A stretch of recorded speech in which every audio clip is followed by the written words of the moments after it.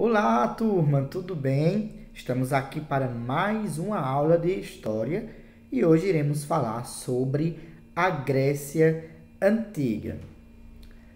Bem, esse território compreendia a região ao sul da Península Balcânica, a região das ilhas do Mar Egeu e do Mar Jônico, além da Península do Peloponeso e a Península Itálica.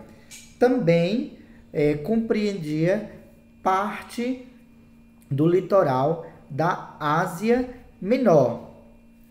E todo esse território que era aí formado por algumas ilhas, ele é montanhoso, entremeado de pequenas e férteis planícies isoladas umas das outras, ou seja, possuíam porções de terras separadas.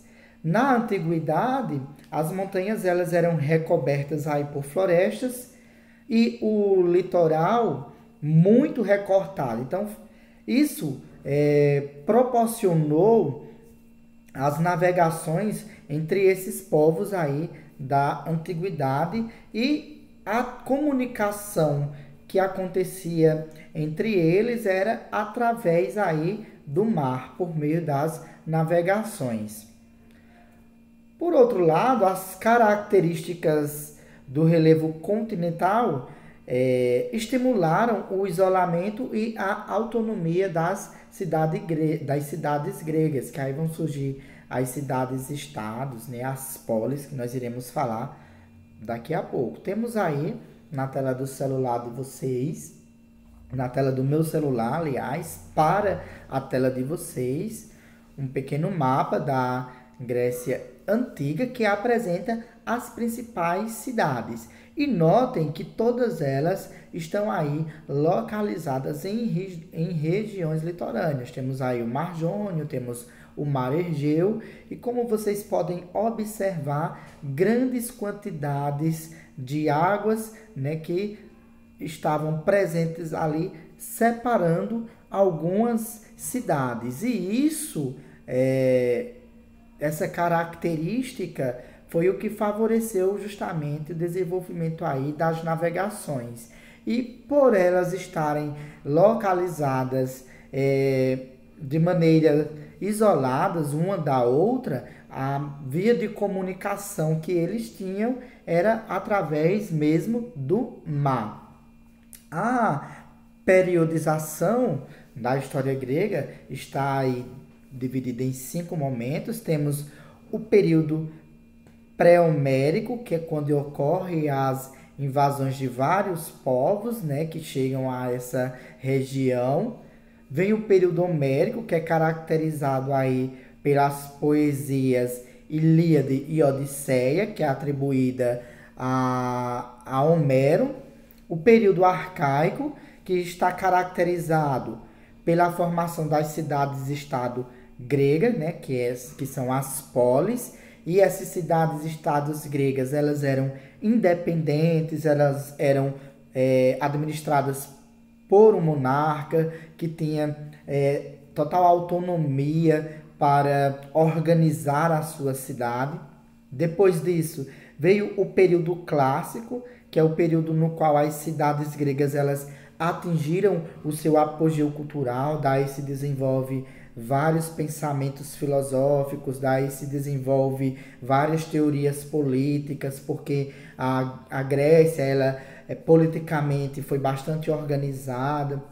Vem também o período helenístico, né, com a decadência aí da polis grega, eles caíram aí sobre o domínio macedônico e posteriormente romano, né, o período de decadência aí da Grécia, né, quando eles ficam sobre os domínios dos romanos e depois dos macedônicos, nós iremos também estudar posteriormente.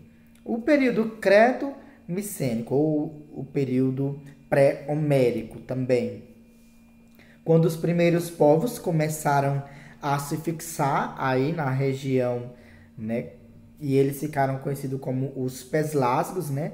Eles eram de origem desconhecidas, esses povos, e se sabe que eles já habitavam a região há 2000 anos antes de Cristo.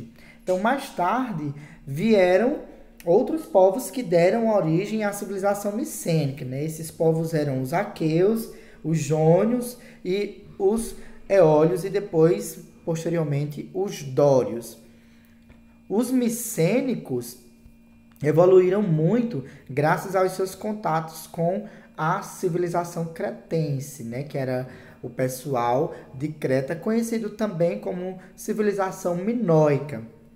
Eles possuíam uma cidade com uma rica elite comercial, eles tinham uma característica peculiar das demais outras cidades, porque as mulheres elas desfrutavam de privilégios e a religião lá ela tinha uma tendência mais matriarcal, diferente da história dos outros povos, onde a figura masculina é que se destaca e a organização era patriarcal. No século XIV a.C., aí, Creta ela foi invadida, né, pelos aqueus que assimilaram grande parte da cultura desse povo aí, creto-micênica. E aí controlaram o Mediterrâneo e o Oriental. Aí surge então o período homérico, como eu já disse, é o período que é caracterizado principalmente pelo surgimento das poesias, né, de Homero.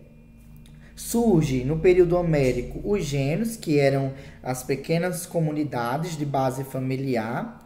A economia desse período aí ela é baseada nas atividades agrárias, eles eram autossuficientes, certo?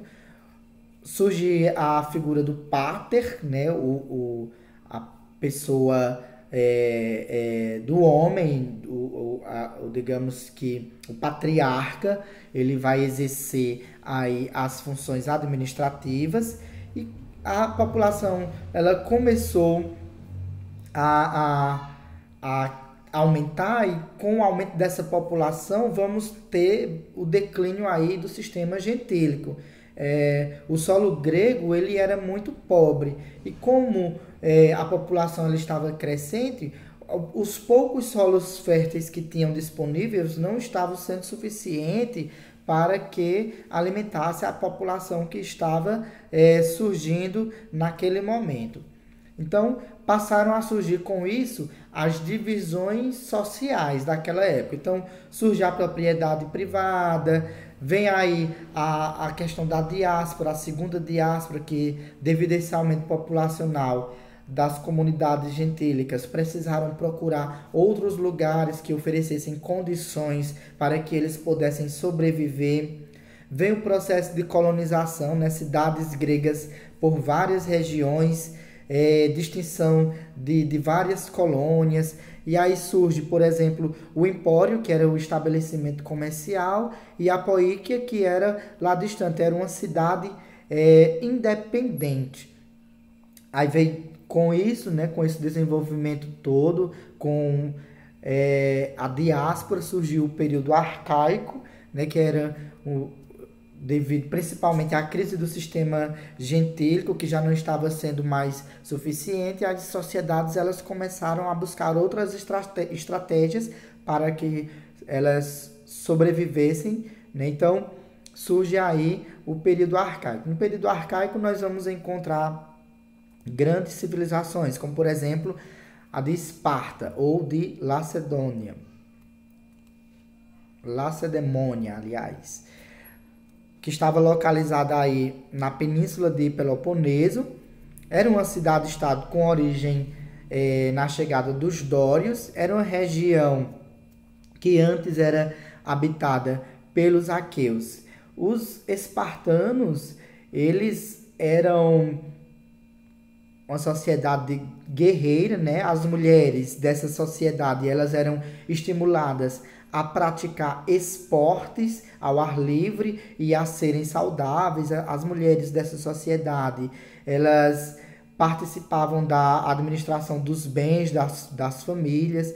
Então, eles valorizavam no máximo não só a questão da atividade física feminina, mas principalmente a masculina, né? Porque eles eram guerreiros, então para ser bons guerreiros precisavam ter bons portes físicos. Então os homens, eles também desde cedo iniciavam treinamento para que quando tivessem em suas vidas adultas pudessem servir aí a cidade da maneira mais honrosa possível e mais habilidosa também.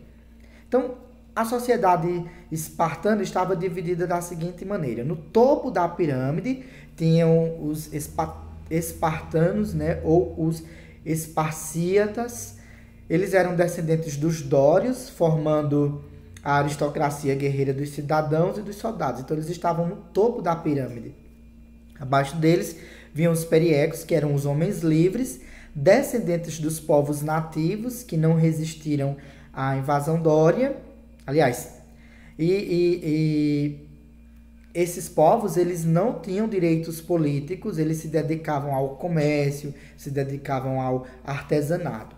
Abaixo dos periecos tinham os ilotas. Os ilotas era a maioria da população, que era também a maioria escrava, que acabavam aí trabalhando, fazendo todo o trabalho pesado daquela época.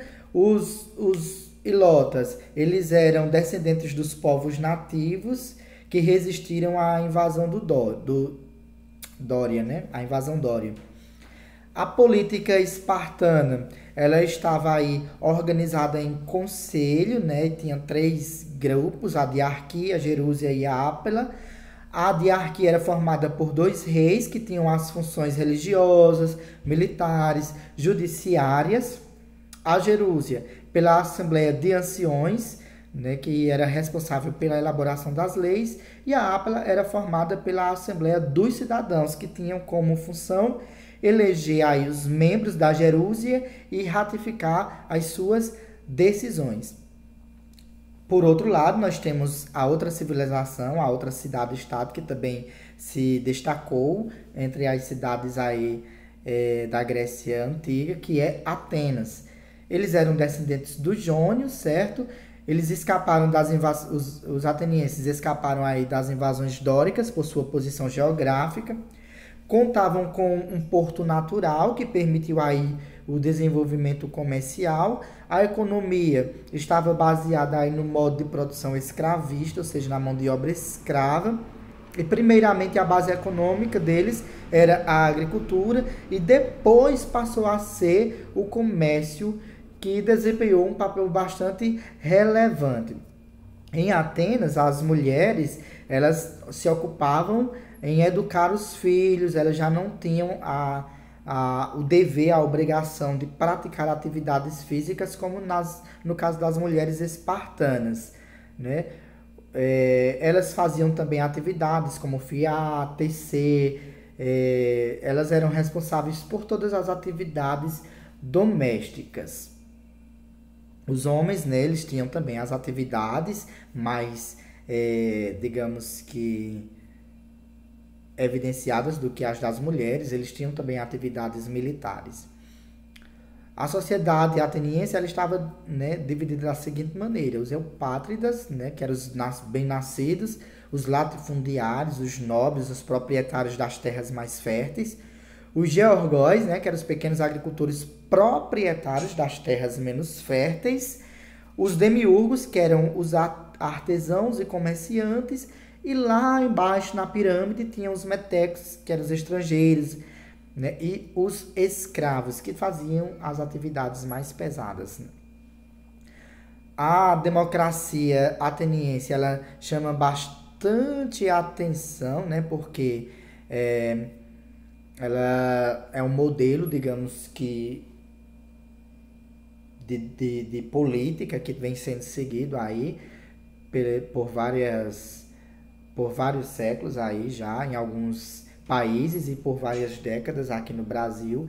A democracia, ela sugere que o poder seja do povo, então o povo tem um representante que vai aí defender o direito deste povo, que vai lutar pela felicidade deste povo, lutar pelo bem-estar deste povo. Então, a democracia ateniense ela já dava sinais, né, de uma política não voltada para a figura de um rei, mas para a figura de um político que pudesse defender os interesses da população.